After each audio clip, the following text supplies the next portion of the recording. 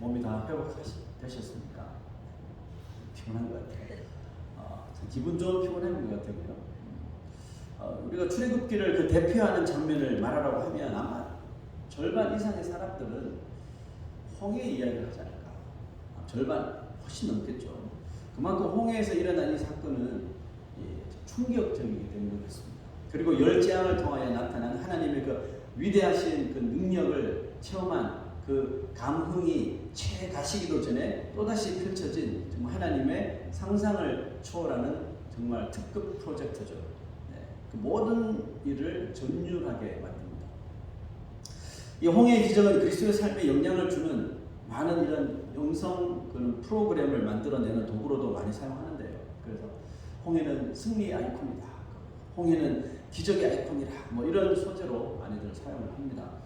거기다가 믿지 않는 사람들조차도 이렇게 뭐 영화나 드라마 보면 홍해의 기적을 성경과는 다르게 이렇게 사용하는 패러디하는 것들을 만들기도 하는데요.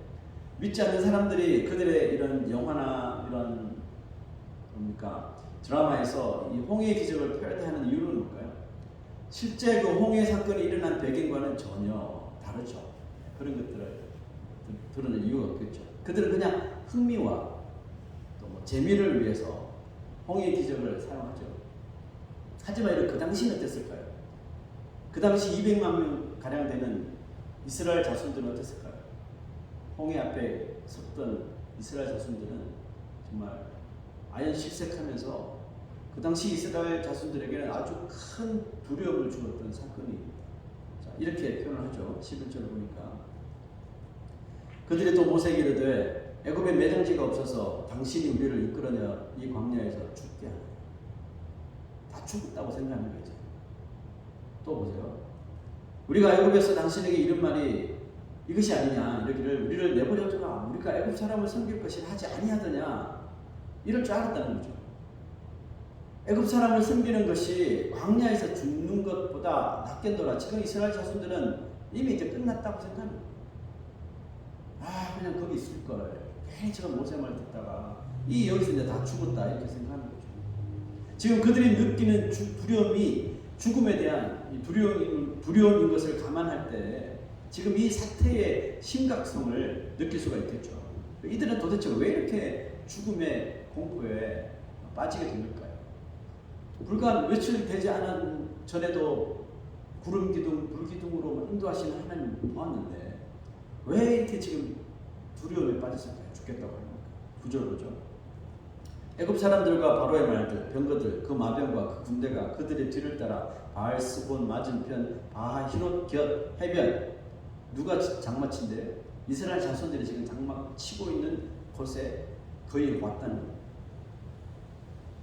바로는 애굽의 모든 군대와 병거를 동원합니다.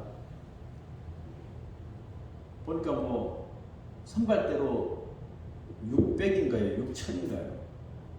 네, 그 정도 되는 병거를 하고 그 외에 나머지 모든 600대네요. 나머지 모든 이 병거들을 다 동원하고 그 지금 러시아처럼 모든 남자들 이 군인으로 징집하면서 총 공격 이스라엘을 향해서 총 공격을 했다는 거죠.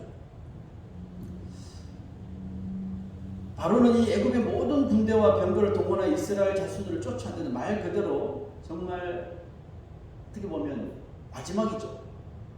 애굽한테도 마지막이에요. 이스라엘 자손들을 붙잡을 수 있는. 그런데 흥미로운 점 한 가지가 눈에 띄는데요.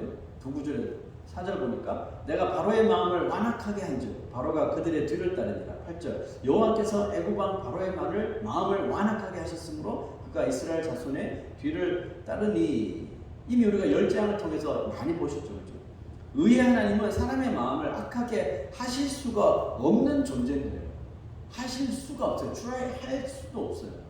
그러므로 이 말씀의 의미는 하나님께서 바로의 마음을 악하게 했다는 그런 말이 아니라 바로가 지금 악한 마음을 품고 있는데 그 품은 마음을 내버려뒀다 이런 뜻이겠죠. 자, 어떤 마음을 품었죠? 3절 바로가 이스라엘 자손에 대하여 말하기를 그들이 그 땅에서 멀리 떠나 광야에 갇힌 바 되었다. 이 소문을 들은 거예요. 어떻게 소문을 들은지 모르겠어요. 그들이 가다가 막혔다는 거죠. 장자 재앙을 통해 이스라엘 자손을 보내주면서 아 이제 진짜 끝났구나. 다 가고 싶은 대로 가. 포로를 다 자유를 줬잖아요. 포로들에게. 그렇게 생각했던 바로의 마음에 이 소식을 듣자마자 그 마음에 또다시 이 악한 잡초가, 이 위드가 자라나기 시작합니다. 뭐 그들이 광야에 갇혔다고? 꼼짝 달싹 못한다고? 이건 애굽의 신이 우리에게 복수하라고 주신 찬스다. 이렇게 합니다. 자, 어디 보세요. 바로와 그의 신하들이 그 백성에 대하여 마음입니다. 그 신하들이 어떤 사람이었습니까? 모세를 존중한 사람. 이스라엘 자손들이 하나님을 신뢰까지 아니더라도 인정까지 한 사람들. 우리는 끝이다. 우리 망했다. 왕이시 우리는 망했어요. 이렇게 했는 사람들이 보세요. 마음입니다. 이런데 우리가 어찌 이같이 하여 이스라엘 우리를 섬김에서 놓아 보내었는가 후회한다는 거죠. 지금이라도 가자 이거죠. 역시 악한 자들은 그 마음의 악함을 포기하지 않습니다. 하나님을 대적하는 원수 마귀는 마치 우는 사자처럼 우리 주위를 맴돈다 그랬죠. 맴돌면서 이렇게 하나님의 백성들을 어떻게든지 곤경에 빠뜨리는 일을 할까, 이것을 쉬지 않고 한다는 사실이에요. 정말 우리의 모든 삶 속에 이 원수 마귀는 그런 일을 하는 것 같아요. 어떻게 하면 우리를 조금 공격에 빠뜨릴까? 우리 출입했을 때도 가기 전부터 시작해서 어떻게 하면 이걸 좀 해집어 놓을까? 어떻게 하면 좀 마음을 흐트러 놓을까? 계속 이거를 궁리하는 게 마귀인 것 같아요. 가만히 보세요. 진짜 많아요. 우리가 그게 우리가 반응을 안 해서 그렇지. 우리가 믿음이 약하고 막 그러면 그게 막 반응하거든요. 그러면 교인들끼리 모이는데도 막 다툼이 일어나고 막 난리가 나는 거죠. 그게 똑같아. 공격에 빠뜨리는 일을 쉬지 않는 거예요. 그래서 우리가 깨어있는 게 참 중요한 거죠.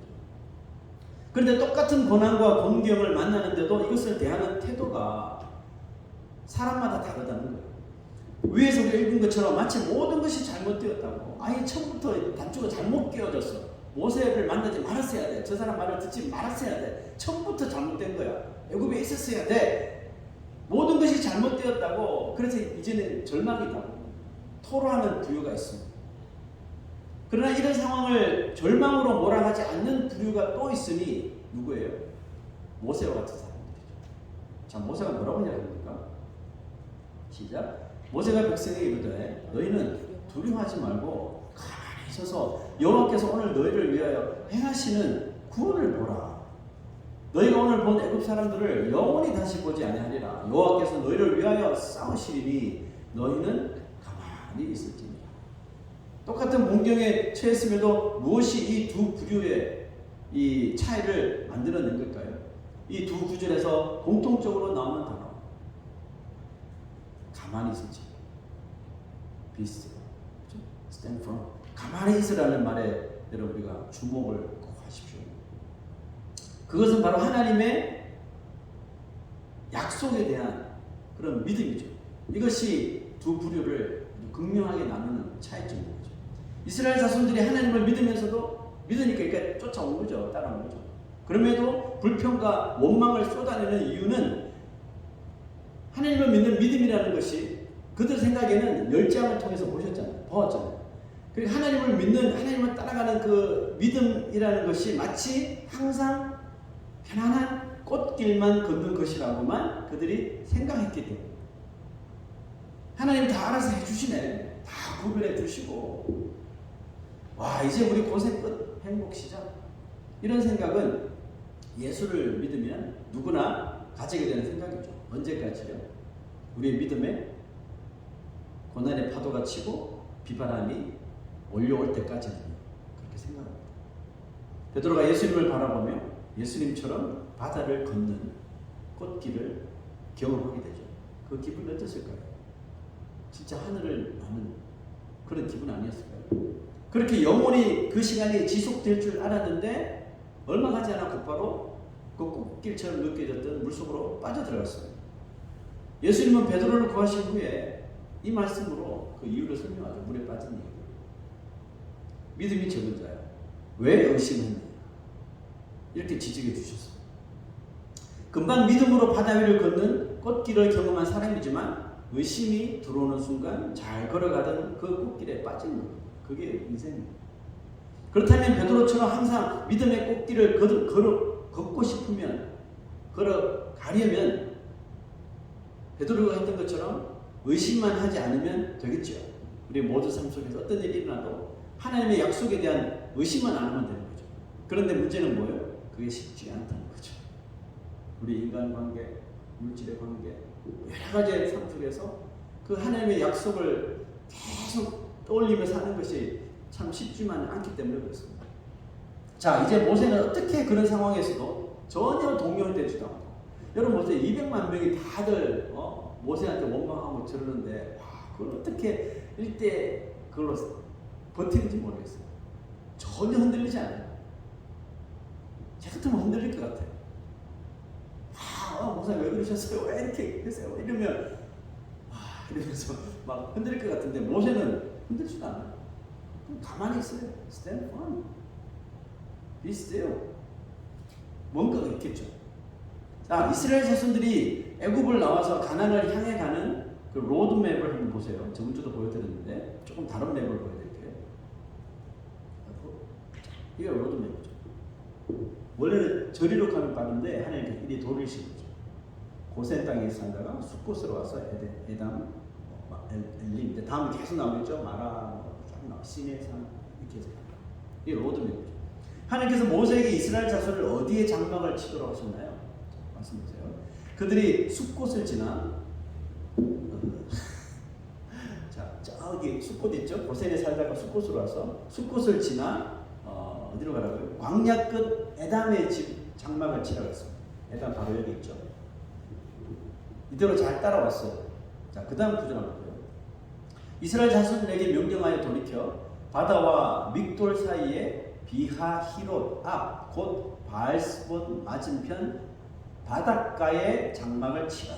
자, 저희 지도를 아무리 뒤져봐도 이 비하히롯, 바알스본이라는 그 타운을 찾을 수가 없었어요. 그 짐작해 보면 바닷가 앞이니까 에담 근처 이게 또 안 되니까. 제가 오늘 정신이 없어요. 만들어 왔는데 여기 정도 되겠죠. 홍해 여기가 레드시니까 홍해 맨 끝에 딱 장막의 끝, 광야의 끝이죠. 여기에 이제 진을 치고 있는 거죠. 사실 하나님이 하시는 일을 제가 가만히 생각해 보니까 하나님이 지금 이렇게 로드맵을 그려주고 이렇게 이스라엘 백성들을 인도하시는 일을 하시는데, 이 하나님이 인도하시는 일을 제일 먼저 의심했어야 하는 사람은 이스라엘 자손이 아니라 광야에서 40년 동안 산전수전 다 겪고 가나안 땅에 가는 길을 너무나도 잘 알고 있었던 모세였어야 했습니다. 왜 다른 사람들은 광야는 모르니까. 모세는 알거든요. 너무 잘 알아요. 내비게이션 가지고 있는 것처럼 어디 가면 뭐 다 알아요. 미디안 땅 보이시죠? 미디안에서 여기를 다 돌아다니면서 양을 찾던 사람이에요. 하나님께서 일부러 그렇게 훈련을 시키신 거예요. 근데 모세는 알아요. 지금 이리로 가면 안 된다는 걸 알아요. 저 길은 잘못된 길이라는 걸 모세는 알아요. 굳이 홍해 앞으로 가야 할 이유가 전혀 없었어요. 그러나 그놈이 하나님이 하신 말씀에 가장 반발해서 이렇게 어디로? 이렇게 하면 몇 번 했죠? 3번. 네. 어디로 가라고요? 바다요? 바닷가요? 다시 한번 바닷가요? 하나님 그 길은 가나안을 도저히 갈 수 없는 곳인데요. 이리로 가면 절대로 가나안을 갈 수 없습니다. 가려면 이렇게 가야 되거든요. 그런데 하나님께서 바닷가 쪽으로 인도했단 말이에요. 그런데 모세가 이해가 안 된단 말이에요. 그런데 모세는 어떻게 했나요? 입을 꾹 다물고 있었던 거예요. 제 같으면 그 이스라엘 장로들 다 모아서 긴급 회의를 해서 아무리 생각하면 내 경험상 길은 아닌 것 같으니까 하나님 말씀을 이리 인도하시면 우리는 아마 저쪽으로 가는 게 맞을 것 같아요. 저는 이렇게 아마 했을 것 같아요. 그런데 모세는 입을 꾹 다물고 있었어요. 입을 꾹 다물고 이스라엘 자손들을 바닷가 앞에까지 다 데리고 간 거예요. 왜요? 비록 광야 베테랑인 자기의 머릿속에 있는 지도는 분명히 이 길을 가리키고 있지 않지만 하나님이 바닷가로 인도하신다면 그 길이 약속하신 길일 것이라고 믿었기 때문입니다. 그리고 하나님을 믿는 사람은 코인시던트, 우연을 믿지 않죠. 그 대신 뭘 믿나요? 하나님의 뜻, 하나님의 계획, 하나님의 섭리를 우리가 그 대신 믿습니다. 이것을 믿는 사람에게도 항상 이 돌발적인 사고가 일어나잖아요. 또 공경에 빠지는 일들이 이 하나님의 우연을 믿지 않고 하나님의 모든 뜻과 계획과 섭리를 믿는데도 불구하고 이런 공경에 빠뜨린 일들이 분명히 우리 삶 속에 나타나거든요. 그런데 그것을 보통 사람들처럼 오늘 이스라엘 자손들처럼 절망이다, 이것은 우리의 불행이다, 저주다 이렇게 말하기 전에 그 상황에 대하여 모세처럼 컨시더를 하는 거죠. 고려하고 숙고해 보는 거예요. 그리고 불행스러운 상황을, 절망적인 상황을 곧 마음에서 정리하기 시작하죠. 내가 생각하는 길이 맞긴 하지만 하나님이 인도하시는 길에는 분명히 내가 알지 못하는 특별한 뜻이 있을 거야 라고 마음을 정리하는 거죠. 모세가 그 특별한 뜻을 믿었으므로 이렇게 자신 있게 외칠 수가 있었던 거거든요. 너희는 두려워하지 마. 여러분 이렇게 없는데 그 200만 명 되는 사람한테 두려워하지 마. 말이 돼요 여러분? 말이 안 되는 거죠. 이미 모세가 마음을 정리한 거예요. 이 길이 확실하다고. 자기의 매번 집어치우고 이 길이 맞다고. 너희는 두려워하지 말고 가만히 있어서 여호와께서 오늘 너희를 위하여 행하시는 구원을 보면 돼. 간단하게 심플하게 상황을 정리하죠. 또 여호와께서 너희를 위하여 싸우신다니까. 너희는 가만히 stay calm, be still 있으라고 이렇게 담대하게 말할 수 있습니다. 우리의 삶 속에서도 여러분 이런 간증을 할 수 있어야 되고 이런 말들을 우리 주위에 할 수 있어야 돼요. 자녀들에게 할 수 있어야 돼요. 지난 이제 한국 여행 가잖아요. 이렇게 공격이 받들리는 일이 절대로 일어나면 안 되지만 혹시 그런 비슷한 일이 나더라도 뭐 그렇게 하시겠지만 자녀들에게 비슷해요. God is with us. 그죠? 자, 오늘 읽은 본문에 여러분 이 찾으셨는지 모르겠지만 4번이나 등장하는 한 단어가 있었습니다. 혹시 여러분 읽으시면서 확인하셨나요? 이런 구절이죠.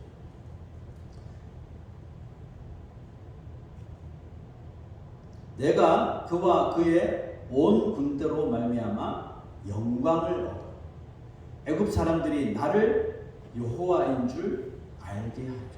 여기서 똑같은 말이 4번 나옵니다. 글로리, 글로리, 글로리, 글로리. 근데 여러분 영광이라는 단어가 이 구절에 들어가기에 적당하다고 생각하십니까? 왜 하나님은 이스라엘 자손들에게 믿는 사람들한테 영광을 얻지 아니하시고 하필 이 바로의 군대로 말미암아 하나님을 모욕하는, 하나님을 믿지 않는 이들로 말미암아 영광을 얻으신다고 하시는 걸까요?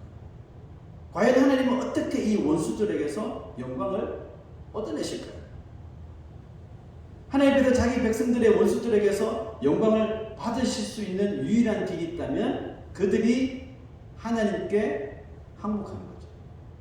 토를 항복하고 하나님을 인정하는 거예요. 그러므로 하나님은 바로와 그의 군대를 완전히 물리치셔서 그들의 항복을 받아내시겠다는 그런 뜻인 거죠.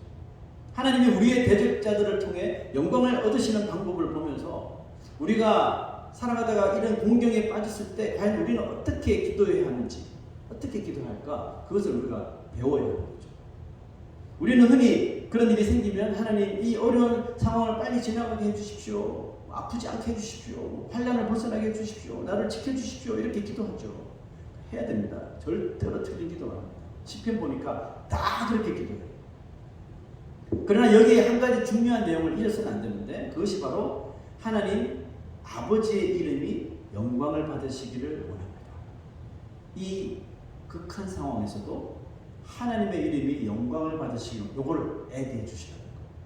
이 기도의 의미는 하나님께서 저들을 이 상황을 하나님 앞에 완전히 무릎 꿇게 하셔서 우리를 불안하게 만드는 이 절망 속에서 자유하게 해달라는 그런 뜻이거든요. 그러니까 하나님을 응원합니다. 하나님 꼭 이겨주세요. 우리가 의지할 것은 오직 그것밖에 없습니다. 하나님 화이팅! 이게 바로 하나님 이름이 영광을 받으시기 원하는 바로 이겁니다. 왜냐 지금 싸우실 분 하나님밖에 없어요. 모세가 할 수 있는 게 있어요? 이스라엘 자손이 할 수 있는 게 있어요? 아무것도 없어요. 그래서 모세가 하나님이 하시는 일 보자 이렇게. 하나님 어떻게 하시는지 한번 보자. 가만히 있어. 이거잖아요. 하나님 응원하는 겁니다. 이것이 하나님이 영광을 받으시기를 원하는 기도인 거예요. 그러고 보니 다윗의 시편이 전부 자신의 구원을 위한 기도 아니라 이 어려움 속에서 탈출하고 싶은 그런 간구가 아니라 하나님이 영광을 받으시기를 원하는 기도였더라고요. 제가 미리 나왔었는데 보세요. 어떤 사람은 병과, 어떤 사람은 말을 의지하나 우리는 여호와 우리 하나님의 이름을 자랑하리로다. 하나님 하실 거예요. 응원하는 거죠. 하나님 화이팅 해주세요. 우리가 이스라엘 자손들과 같이 공격에 빠졌을 때 이와 같이 여러분 간구하십시오. 하나님이 만드시는 놀라운 길을 보게 될 것임을 믿습니다. 모세가 불평하던 백성들의 입을 다 막아버려서 하나님의 영광을 위하여 부르짖었을 때 모세는 자기의 귀를 의심할 정도의 아주 충격적인 말을 듣게 됩니다. 그게 뭐죠? 시작. 지팡이를 들고 손을 바다 위로 내밀어 그것이 갈라지게 하라. 이스라엘 자손이 바다 가운데서 마른 턱으로 행하리라. 여러분들 모세 같으면 이 말을 듣고 무슨 생각을? 저는 진짜 황당할 것 같아요. 물론 하나님을 추하스 하고 있지만 지팡이를 들고 손을 바다 위로 내밀어 그것이 갈라지게 하라. 누구 뭐 하라는 거예요? 지금 모세 뭐 하라는 거예요. 하나님. 내가 다 가를 테니까 너 지켜봐 이게 아니라 네가 그걸 하라는 액션을 하라는 거죠. 그 이스라엘 자손들 보기에 모세가 지금 얼마나 어처구니 없게 보였을까요? 그 프린스 오브 이집트 보니까 다 이렇게 높은 곳에 올라가서 이렇게 딱 하잖아요. 쟤 도대체 뭐 하냐고. 근데 모세가 또 타박타박 올라가서 지팡이 들고 하잖아요. 사실 모세도 하나님께서 바닷가로 백성들을 인도하라고 하셨을 때 이런 주문을, 이런 오더를 자기에게 하실지 상상했을까요? 못했어요. 어떻게 아까 지도에 보았잖아요. 어떻게 이것을 지나가지? 그림이 안 그려지는 게 모세도. 그냥 하나님만 믿고 무작정 온 것밖에 없어요. 그냥 하나님이 옳은 길로 뭐 인도하시겠지. 아이 몰라 헷갈려 복잡해. 내 머리에서는 도저히 답이 안 나와. 했는데 이런 스케일의 계획을 가지고 계셨을 것이라고 예상하지 못했다.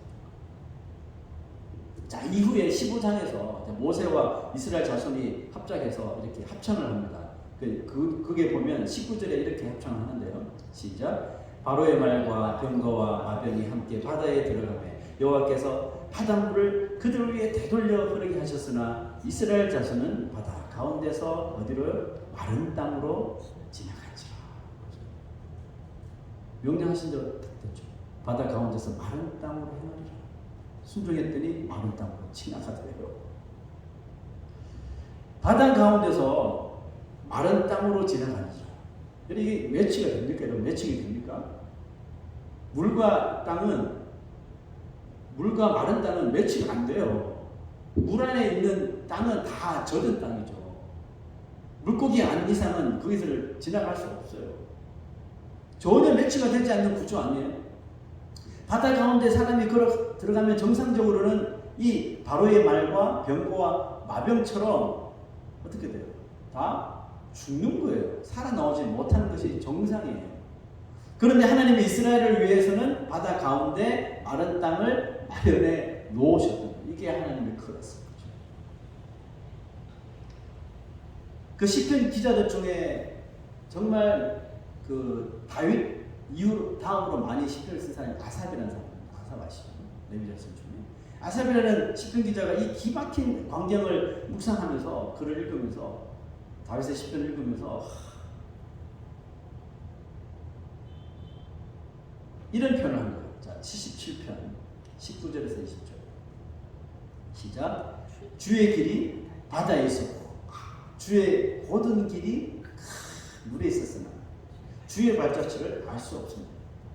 주의 백성을 양떼같이 모세와 아론의 손으로 인도하셨나이다. 와. 하나님의 길이 어디 있다고요? 바다에. 큰 물에 있었을 것이라고는 이스라엘 자손들뿐만 아니라 모세조차도 절대 생각 못했어요. 그래서 뭐라고 표현했어요? 주의 발자취를 알 수 없었나요? 그래서 주의 발자취를 알 수 없다고 고백한 거죠. 그러나 하나님은 큰 물 속에 고든 길을, 마른 길을 잘 예비하셔서 그들을 양떼같이 편안하게 안전하게 인도해 주셨다고 이 아삽이 그렇게 표현합니다. 하여튼 너무 멋지잖아요. 주의 길이 바다에 있었대요. 사람이 보기에는 길이 없는데 주의 눈에는 이미 있었던 거예요. 그것도 고든 길, 마른 길, 물속에 이미 쫙 공사를 해놓으신 거예요.